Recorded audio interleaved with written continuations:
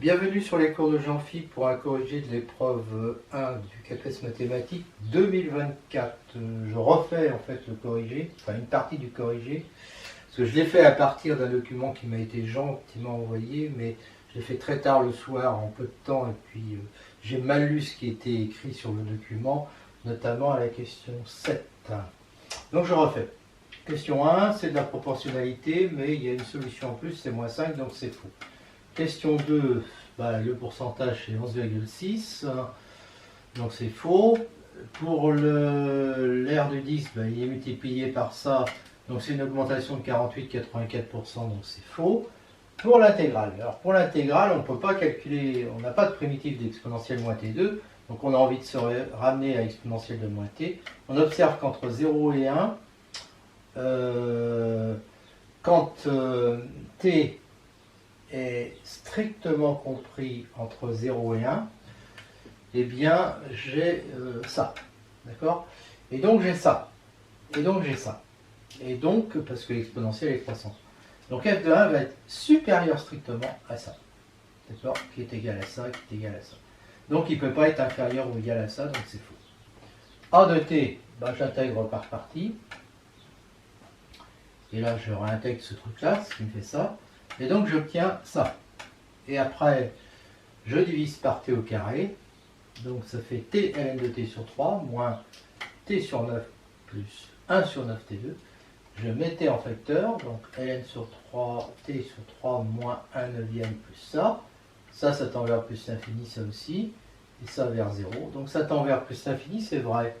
Petit 6, petit 6, d'après l'énoncé, on peut renverser, hein, le n0 il est fixé. Donc quel que soit A, n supérieur ou égal à n0, implique que un est supérieur ou égal à A. Un nombre ne peut pas être supérieur à tous les nombres, si vous voulez. Enfin, les un ne peuvent pas être supérieurs à tous les nombres. Hein. Donc c'est absurde, cette suite n'existe pas. Donc vous répondez ce que vous voulez, mais moi je ne réponds pas en fait. Voilà. Alors là, oui, dans le premier corrigé, je n'avais pas vu que ça s'arrêtait là. Donc comme ça s'arrête là, c'est faux. Alors je sais pas, j'ai pas regardé sur ma calculatrice, je sais pas si elle donne 3 onzièmes, mais en réalité, ça, si je continue à l'infini, effectivement, ça fait ça. D'accord? Et donc ça fait 3 onzièmes. Mais bon, comme là, je m'arrête, c'est inférieur, bien sûr. 8, c'est faux, hein. Racine de 2 est irrationnelle, mais pas 2. 9, c'est faux aussi, parce que la contreposée, il faut prendre le contraire. Hein. N impair implique N2 impair. Donc c'est faux, confusion avec la réciproque.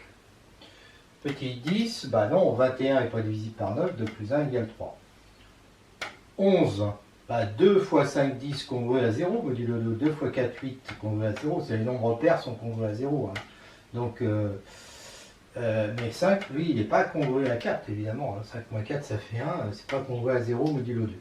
Donc c'est faux. La somme des deux cas plus 1, on pourrait se contenter d'une réponse comme ça. Hein. Mais bon, si on a envie de s'amuser, parce qu'il faut n nombres, donc on part de 0 et on finit à n-1. À ce moment-là, ça va faire ça, d'accord? Et ça fait pas 2n plus 1 au carré. Alors ça, oui, ça c'est vrai, ça c'était peut-être la plus compliquée. Hein. X est congrué à 0, 1, 2, 3, 4, 5, si x est un entier, hein. Modulo 5. Donc x2 va être congru à 0, 1 ou moins 1. Si aucun n'est divisible par 5, à ce moment-là, ça veut dire qu'ils vont tous être congrus à 1 ou moins 1. Qui du coup va être congru à 1 ou moins 1 plus 1 ou moins 1. Et quand on fait la somme, ça fait quoi? Ça fait 2, ça fait 0, ça fait 0 et ça fait moins 2. Il n'y en a aucun qui fait 1 ou moins 1. Donc effectivement, c'est impossible. Donc ça veut dire qu'il y en a bien un qui est divisible par 5. Suite du corrigé, question 14, c'est là que j'avais fait une erreur dans le premier corrigé, parce que j'avais lu côté lieu d'angle, donc c'est le ratio sur les angles, donc il faut évidemment que la somme des angles fasse 180 degrés, ce qui nous amène à A égale 30, et donc là-dedans, il y a bien un angle 3A qui fait 3 fois 30 égale 90 degrés, donc le triangle et rectangle, c'est vrai. Donc ici, on prend la rotation d'angle A et de centre A et d'angle moins pi sur 3, et on voit E en C, elle envoie B en D, donc elle envoie le segment BE en segment DC, donc ils ont la même longueur, c'est vrai. Petit 16, bon bah il faut avoir ça et ça hein, pour être dans D inter D'. Bon bah évidemment ça c'est pareil que ça aussi, donc c'est équivalent à dire que ça, T égale moins 2. Bah, T égale moins 2, je remplace ensuite évidemment, je trouve X, Y, Z, je trouve que D inter D' est égal à ce point-là, donc les droites sont sécantes, donc coplanaires, c'est vrai. Donc ici, bah, on écrit les coordonnées, hein. Et puis on repère que vecteur AB égale vecteur DC, donc ça fait ça, que vecteur AH est égal DH moins DA, ça fait ça, on pouvait aller même plus vite, hein. Le point A c'est 1, 0, 0, le vecteur AK c'est donc 8, moins 10, moins 8, dire que K appartient à ce plan qui est égal à celui-là, c'est qui va dire qu'il existe X, Y, Z tel que AK, parce que A fait partie du plan, est égal à X à B plus Y à H, puisque AB et H sont libres. Et donc ça fait que ça est égal à ça, ce qui équivaut à Y égale moins 8 et X égale moins 10. Donc ça marche le point, donc K est bien dans ce plan. Donc c'est vrai. Cardinal de E égale n, il y a 2 puissance n parties dans E, le nombre de parties s'en va, bah, on enlève donc un point, donc il n'y a plus que n-1. Dans E-A, il n'y a plus. Dans E-A, son cardinal c'est n-1. Voilà. Et donc, il y a 2 puissance n-1 parties, et avec A, ben, il y en aura ça, comme ça. Voilà. Il y a une autre façon de faire en mettant en bijection l'ensemble des parties qui contiennent A et celles qui contiennent pas A. Donc, c'est vrai. Les trajets les plus courts sont représentés par des listes comme ça. Donc, 1, 1, enfin, vous voyez, 1, et puis 0 si on monte, et puis voilà. Donc 3 DDK doivent être, il faut monter 3 fois, et puis il faut suivre les X 7 fois. Donc en fait le problème revient à placer les 3 parmi les 10, ou les 7 parmi les 10, c'est pareil. Donc ça fait ça, 120 c'est vrai. La loi de Poisson, bah, c'est classique, hein, c'est égal à ça. Bon, moi je me suis amusé à l'écrire comme ça, on peut prendre la calculatrice, de toute façon il faudra la prendre. Donc c'est à peu près 0,986, supérieur à 0,95, c'est vrai. Alors pour A bar inter B bar, on remarque que c'est le complémentaire de la union B. Donc P de A bar inter B bar égale 1 moins, alors P de A union B c'est P de A plus P de B moins P de A inter B, mais comme A et B sont indépendants, P de A inter B ça fait P de A fois P de B. Donc je vais avoir 1 moins P de A moins P de B plus P de A fois P de B. Donc c'est exactement ça. 1 moins P de B moins P de A plus P de A fois P de B. Et 1 moins P de A c'est P de A bar. 1 moins P de B c'est P de B bar. Donc P de A bar inter B bar est égal à ça. Voilà. Et donc A bar et B bar sont bien indépendants, c'est vrai. Question 22. Alors, on place des boules numérotées dans des urnes. Ouais, il y a un factoriel n placement possible. Si B1 est bien dans la boule U1, derrière, il va y avoir n-1 factoriel placement possible pour les n-1 boules dans les n-1 urnes. Voilà. Idem avec B2 dans U2, Bn dans Un, etc. Donc en fait, le nombre des coïncidences, ça va être factoriel n fois pour U1, factoriel n-1 fois pour U1, pour B1 dans U1, factoriel n-1 fois pour B2 dans U2, etc. etc. Donc c'est n fois n-1 factoriel, c'est-à-dire factoriel n, pour n factoriel placement. Donc l'espérance c'est 1, c'est vrai. Alors là c'est faux parce que ce programme, parce que A et B changent, donc M aussi, donc il faut échanger les lignes 5 et 6. Problème 2, bon alors là c'est très embrouillant. En fait c'est chiant quoi. On a A entre 0 et 1, FA, bon ça c'est une parabole, hein, il y a deux valeurs, 0, F de 0 c'est 0, F de 1 c'est 1. Donc ça y est, on a tout de suite sans faire les variations. Hein. GA lui c'est plus embêtant, il faut vérifier que la dérivée est négative, parce que A-1 est négatif et moins 2A aussi. Et donc, la négative, la fonction décroissante, et puis G, en 0, il prend la valeur 0. D'où on déduit que GA est négatif. Alors l'autre, bah, c'est par récurrence sur N, V0 appartient à bien, et Vn plus 1 est égal à FA de Vn. Donc je regarde ici, je suis au-dessus de 0, mais je suis en dessous de 1 parce que A sur 4, c'est plus petit que 1, vu que A est inférieur à 1. Donc c'est héréditaire, donc Vn est toujours dans 0,1. Question 9, FA est continu sur 0,1, Vn plus 1 est égal à FA de Vn. Si limite de Vn est égale à L, alors comme FA est continu, limite de f de Vn est égale à f de L. Limite de Vn égale L, donc limite de Vn plus 1 aussi. Donc ça tend vers L, et ça tend vers FA de L. Donc L égale FA de L, donc L est un point fixe de FA. Question 4, FA de x égale x, ça équivaut à FA de x moins x égale 0, c'est-à-dire GA de x égale 0. Là, on regarde ici, et on voit qu'il n'y a que x égale 0 qui marche. Donc 0 est le seul point fixe dans 0,1. Tableau de variation de GA montre que GA de x est inférieur ou égal à 0 sur 0,1. Voilà. Petit 6, Vn plus 1 moins Vn, c'est FA de Vn moins Vn, donc c'est GA de Vn.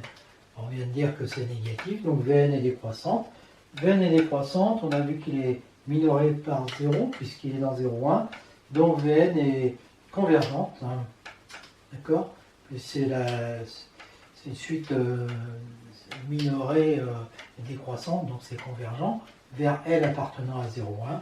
On a vu que FA de L est égal à L, et on a vu que quand on a ça, puisque L est entre 0 et 1, ben L est égal à 0. Voilà. Question 8, ben Vn égale Un sur L. Vn tend vers 0, donc Un aussi, et donc la population disparaît. Je propose rapidement une autre solution plus élégante peut-être pour la question 22. C'est de prendre une variable aléatoire xk qui est égale à 1 si la boule k est dans uk et 0 sinon. Donc p de xk est égal à 1 est égal à 1 sur n. Donc ça veut dire que e de xk est égal à 1 fois 1 sur n plus 0 fois n moins 1 sur n, ça fait 1 sur n. Ben, le nombre d'occurrences que l'on cherche, c'est évidemment la somme des xk.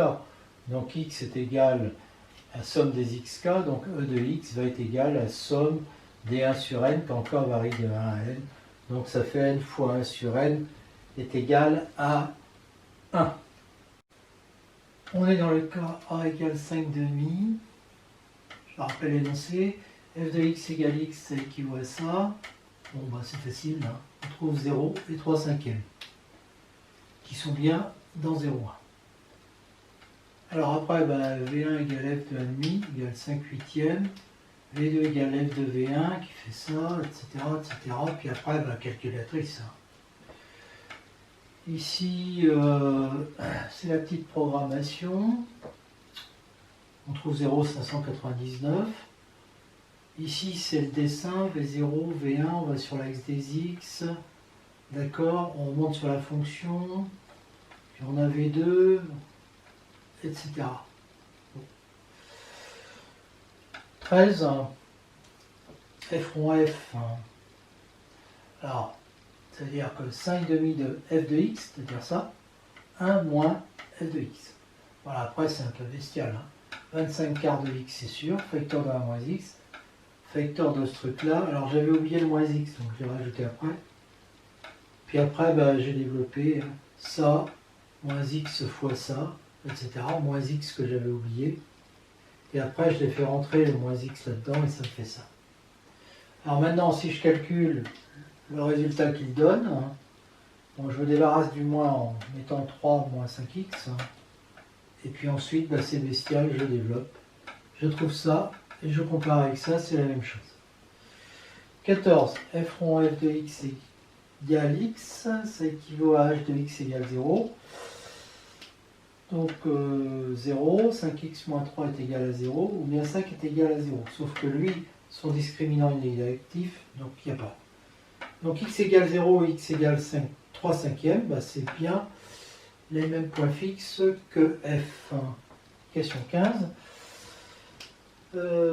Ça, bah, on sait que le discriminant est négatif, donc h de x va... Donc ça, c'est toujours positif. Et donc h de x aura le signe de moins x facteur de 5x moins 3. Moins x, c'est... Alors x, c'est positif, donc moins x, c'est négatif. Et puis ça, c'est aussi négatif sur 0,3 cinquième. Donc c'est positif sur 0,3 cinquième. v de 2n plus 1, 2 fois n plus 1, c'est-à-dire 2n plus 2, moins v de 2n, c'est f de v de 2n plus 1, moins v de 2n, mais v de 2n plus 1, c'est f de v de 2n. Donc c'est f de v, f rond f de v de 2n, moins f de v de 2n, c'est h de v de 2n. C'est positif, parce que v de 2n appartient à 0,3/5. Bon, ça, il faudrait l'expliquer quand même. Hein. Donc pourquoi est-ce qu'il appartient à 0,3/5? Bah, c'est une récurrence. Hein. C'est vrai si n égale 0, v0 c'est 1,5, donc il appartient bien à 2/5, 3/5. Et si on suppose que v de n appartient à 2/5, 3/5, on nous a dit que l'intervalle 2/5, 3/5 était stable par f rond f, donc v de 2n plus 2 égale f rond f de v de 2n, pardon, eh bien va appartenir lui aussi à 2/5, 3/5. Donc il va c'est héréditaire, et donc d'après le théorème de récurrence, c'est toujours vrai. Donc on a toujours v de 2n qui appartient à 2/5, 3/5, c'est-à-dire à 0,3/5, ce qui justifie ça. Toujours dans le cas a égale 5/2, on a vu qu'on a ça, donc v de n est croissante. V de n appartient à cet intervalle, V de n est croissante majorée par 3/5, donc elle est convergente de limite inférieure ou égale à 3/5. V de 2n plus 1 de 2n plus 1 est égal à V de 2n plus 2 égale f rond f de V de 2n, f rond f est continu, donc V de 2n a une limite, donc L égale f rond f de L, donc on a vu que les deux points fixes étaient 0,3/5, et comme on est là-dedans, ça sera 3/5. Donc limite est égale à 3/5. V de 2n plus 1 est égal à f de V de n. F est continu. Limite de V de n égale 3/5. Donc limite de f de V de n égale f de 3/5, qui fait 3/5, parce que 3/5 est fixe par f. Donc limite de V de 2n plus 1 est égale à 3/5. Donc en fait, que V de n, si on considère Vn, que n soit pair ou impair, sa limite est égale à 3/5. Donc la limite de Vn va être 3/5. Alors sinon, on peut la justifier en rentrant dans les détails. Hein. Limite de V de n égale 3/5, ça veut dire ça. V de n plus 1, ça veut dire ça. Et donc en fait, on ne va même pas faire ça.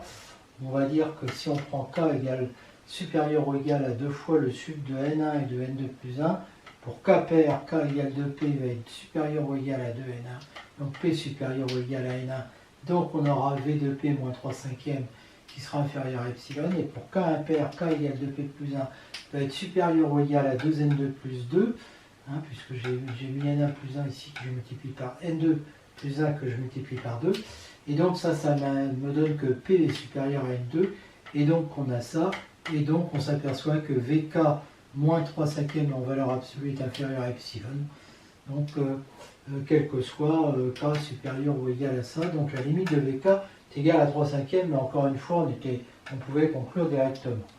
Question 19, Vn tend vers 2/5, sauf que c'était pour 2/5, mais c'était 3/5, excusez-moi. Donc, ça veut dire que un sur n tend vers 3/5, et donc un tend vers 3/5 de m. Alors il y a une stabilisation à plus de la moitié de la population. Question 20, petit a, si j'ai ça, alors il suffit de décomposer la fraction rationnelle, on sait que c'est possible. On trouve facilement, je vous laisse faire le calcul, hein. Il faut que ça soit nul, et puis que ça soit égal à 1, donc alpha est égal à 1 sur m, et bêta est égal à 1 sur m, et donc on obtient ça. Et donc quand je remplace x par z, ça fait ça.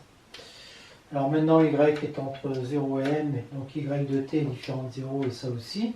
Et donc si je prends ça, ça va être égal, d'après ce que je viens de voir là, on remplace juste, je me suis trompé ici, c'est z, hein. On remplace z par y de t, ça fait 1 sur y de t, facteur de m moins y de t est égal à alpha sur y de t plus bêta sur m moins y de t. Et donc, y', donc je multiplie par y', d'accord? Et puis je remarque que y' de t sur y, c'est égal à a facteur de m moins y de t. Donc il ne va plus rester que a ici, donc ça fait a ça. Donc ça veut dire que alpha sur y de t, y' de t, plus bêta y' de t sur m moins y de t moins a est égal à 0. On va un b, donc une primitive, j'intègre à terme, donc c'est ça une primitive, plus constante éventuellement si je veux toutes les avoir. Alors 21, comme f' égale 0, cette primitive est égale à une constante, donc ça c'est égal à une constante. D'accord? Bon, mais alpha est égal à bêta est égal à 1 sur m, donc comme ça c'est égal à une constante, ça fait constante plus at, puis je divise par alpha. D'accord? At plus constante divisé par alpha, ça va me faire quoi? Ln de y de t moins ln de m moins y de t. Donc ln de y de t sur m moins y de t. D'accord? Donc ça fait, comme alpha est égal à 1 sur m, mat plus mk. Donc yt sur m moins yt égale exponentielle mat plus mk. Donc yt est égal à m fois ce truc-là, moins yt fois ce truc-là. Je fais passer de l'autre côté, ça me donne que yt est égal à m fois ça, plus 1 plus ce truc-là. Et si j'appelle c, alors ça c'est exponentielle mat multiplié par exponentielle mk, que j'appelle c, donc ça fait mc exponentielle mat sur 1 plus c exponentielle mat. Alors avec c égale exponentielle mk supérieur à 0.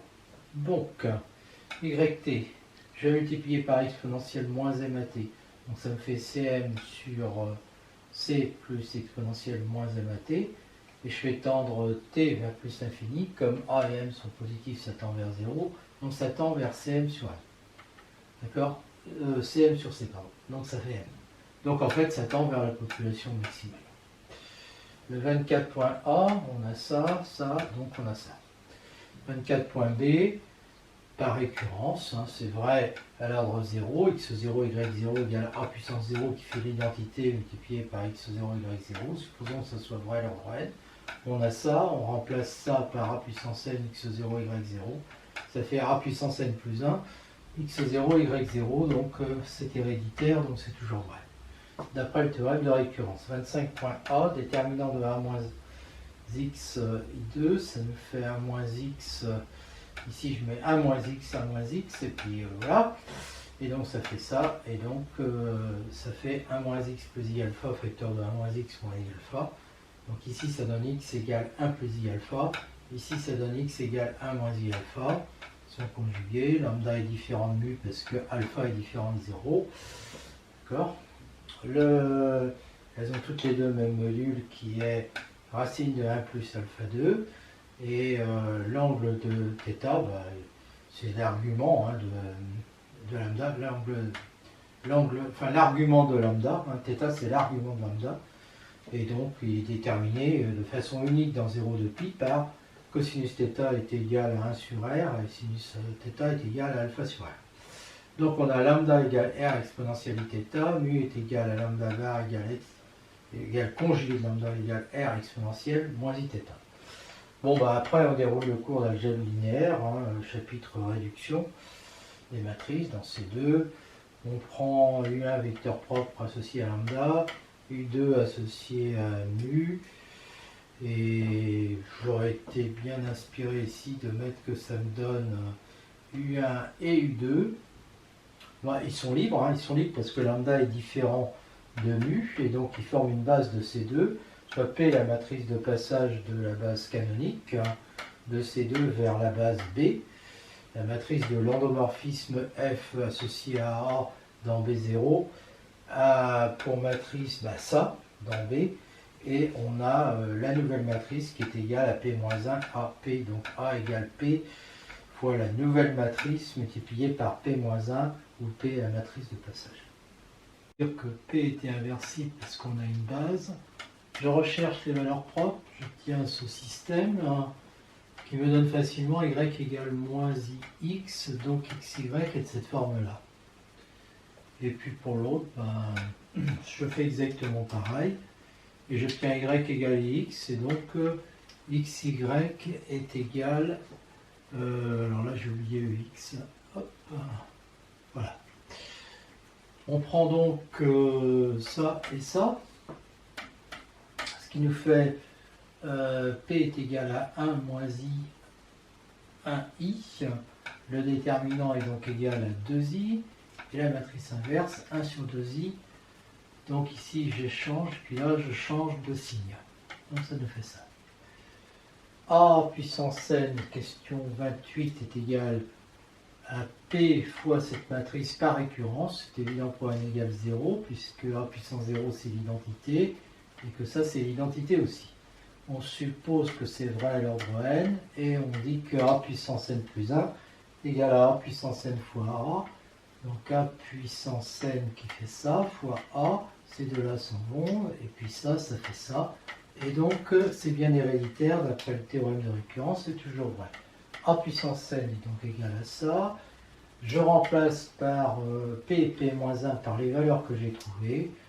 Donc, je calcule d'abord ça, puis ensuite je multiplie par ça, et je trouve ça, puis ensuite j'utilise les formules cosinus θ est égal à exponentielle iθ plus exponentielle moins iθ sur 2, et sinus θ égale exponentielle iθ moins exponentielle moins iθ sur 2i, et je trouve ça. Ensuite j'ai ça, et donc ça, et oui, ouais c'est ça, d'accord.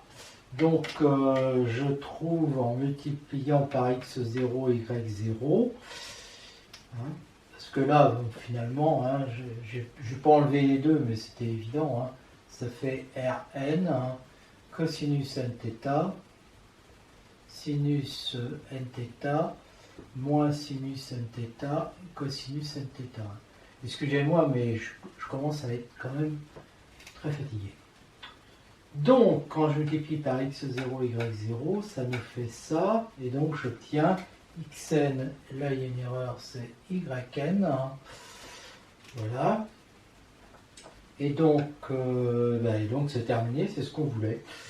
Alors là j'ai ça, je vois sur le dessin qu'il y a une spirale, donc j'ai tendance à dire que la population totale proie prédateur augmente.